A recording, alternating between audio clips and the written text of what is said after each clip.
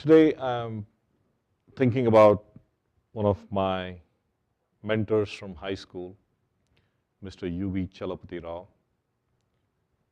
We called him Master Garu.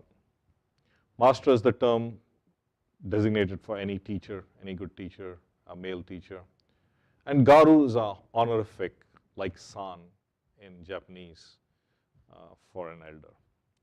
So Master Garu is a very beloved figure in my life. I have very affectionate memories of him. And for the past few weeks, we've been celebrating his life. We've been grieving for him. And I got a picture of him with his wife, and that's the way I remember him the most. His wife, Raji madam, and he have been very important people in my life. And both of them have this energy that has sustained me from my high school days.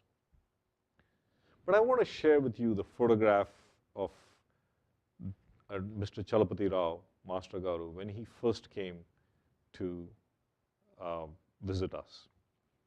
And he taught us many principles, but the picture I want to show you is that of him. I think this is from the 60s.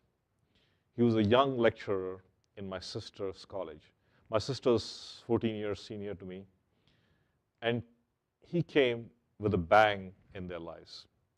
He was a physics teacher, and he just made them enjoy physics. He was not only a great teacher, he was a superb mentor for all these girls. I was very fond of my sister, always thought that she was one of the brightest students he had.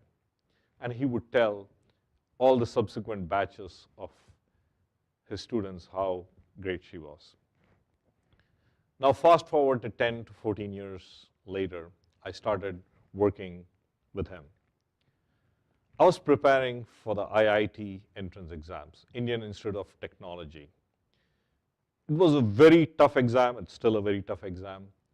And in 1981, there were about 60,000 people who prepared for that exam, who appeared for that exam.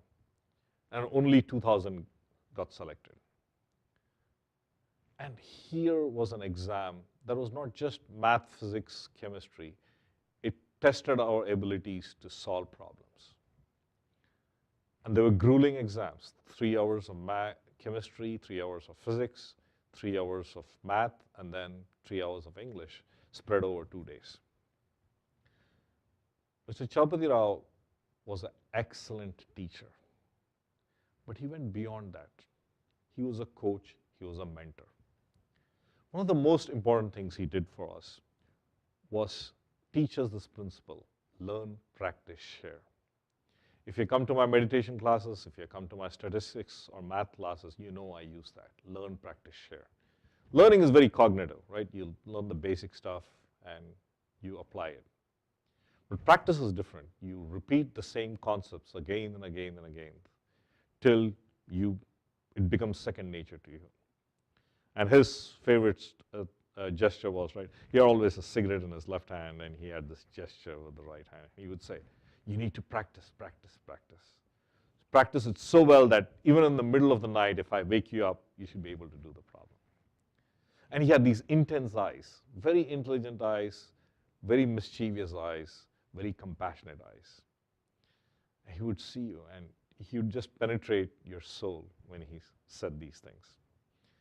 And then, of course, we practiced geometry. He was a big fan of geometry, spatial reasoning, trigonometry, physics, statics and dynamics, calculus, chemistry, physics. All those problems, we did it again and again and again. It was very important. I tell people, even math, science, meditation, right? Meditation, you do it a few times, it gives a high. Your dopamine and other brain chemistry comes and you feel good. But that's not the end goal of meditation. Meditation, you do it again and again, and then you start making these connections. You start looking at yourself with a totally different perspective than you were doing before. And that's the biggest lesson he taught me: learn, practice, share. The second lesson he taught me was fulfillment is more important than accomplishments. What did he mean by that? Now he was immensely successful. Remember, I was one of the first students of Gangadhar Tutorial. Just a handful of students, and he was very proud to tell that I was the one who made it to IIT. But that was not all. And then he went to bigger successes, right? The institute became very large. People from all over the state came to him. Then he started a building business, apartment building business, and he was very good at that. But he had this sense of fulfillment in whatever he did.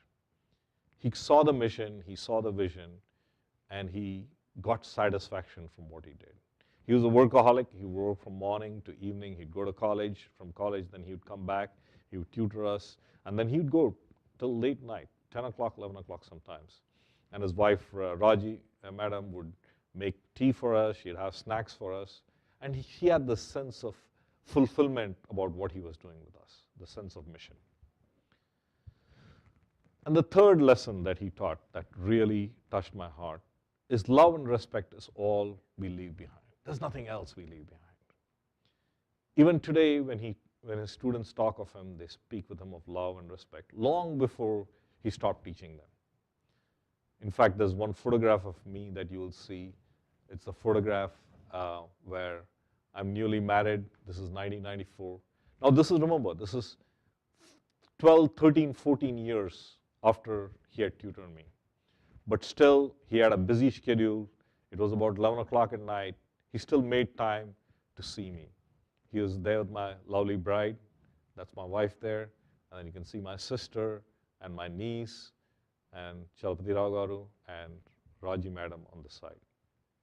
Master Garu had this intense love and respect for his students. He just enjoyed the students that he had. And so I want to end with a famous quote. A mediocre teacher teaches, right? Just tells. The good teacher explains. The superior teacher demonstrates. And the great teacher inspires. And Master Garu has been somebody who's not only inspired me, he has inspired thousands and thousands of other people.